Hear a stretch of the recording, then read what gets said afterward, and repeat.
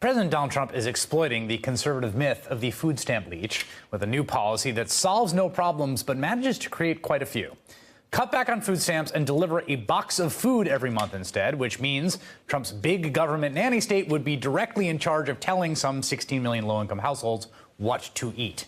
Ben Howe is a senior contributing editor at Red State. Annie Lowrey, a contributing editor at The Atlantic, where she covers economic policy and has been working on a book about anti-poverty policy, particularly about giving people money to deal with problems. You had a great tweet storm about this policy.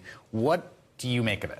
It's a very complicated proposal. So instead of sticking with the food stamp system, which works pretty well, the SNAP system as it is, instead the government would take some proportion of people's benefits and would send them as a box of food. And this raises a lot of questions. How much would it cost to send the box? What would you do if your box went missing? Would you have any choice of what was in the box? How is the government actually going to go about creating a fiscal apparatus to buy and distribute this kind of food? It's a really complicated and sort of surprising proposal because it's the government getting into the business of direct service provision instead of providing what is fundamentally a voucher that you can use in a local business. Here's what I thought was so funny, Ben. You know, it is the least conservative idea I've ever heard at some level. It's like a Soviet-style solution, right?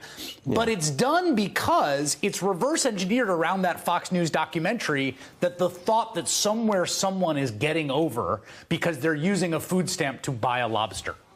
Well, you know, what's amazing to me is the whole theory that conservatives put forward about being against welfare or being against, most entitlements is, number one, that people make better decisions for themselves than the government can. Right. And then, number two, the more we do for them, the less likely they are to learn that. So if we get all the way to the point where we're literally choosing food for people and you have operated under this theory that that's the fastest way to create a welfare mentality, I mean, you're moving straight into, like you said, it does sound communist. This sounds like something I would hear from Cuba, I mean, it's insane to me that this is what they're proposing. Just to be clear, the way food stamps work now is you get, you have a debit card usually, right, and it has a certain allotment. It's not a lot of money. You go to stores that accept it and you pick out groceries. There's a lot of things you can't buy with it, a lot of things like toothpaste or things that aren't food, right, that are staples. Yep. But what they're going to replace it with, and they say they're going to save $200 billion, like some big government agency is going to just choose, and it's going to be shelf goods that stay okay on a shelf, like peanut butter and stuff like that, and then like get you some box of these provisions. Mm-hmm. What do you think?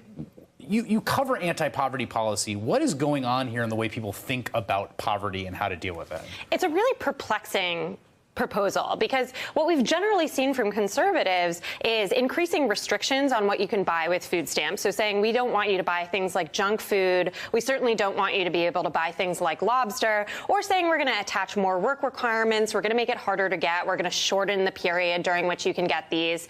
This is really out of left field or right field, as it were. It's a really unusual proposal in the sense that they're like, we are actually just going to give you these items and you're not going to have much choice. And also we're going to create this whole complicated system to get them to you. It's really, really surprising. And again, this is not something that we've seen coming out of conservative think tanks or the conservative movement. It's really shocking. And it's a question that hasn't really been adequately answered yet. It's like, where did this come from? What problem are you actually solving? Although, Ben, it seems like there is a sort of emotional or sort of instinctual connection to what we're seeing in Medicaid, which is the work requirements, which, again, I think are bad policy for a lot of reasons on the merits, but emanate out of some sense that someone somewhere is getting over. Well, in some ways it seems, again, I'm just guessing because I'm the same. I have no idea where this came from. I've never heard anything like this before. But it almost seems like they're saying, let's make this as miserable as possible, right, so that people won't want to do this anymore.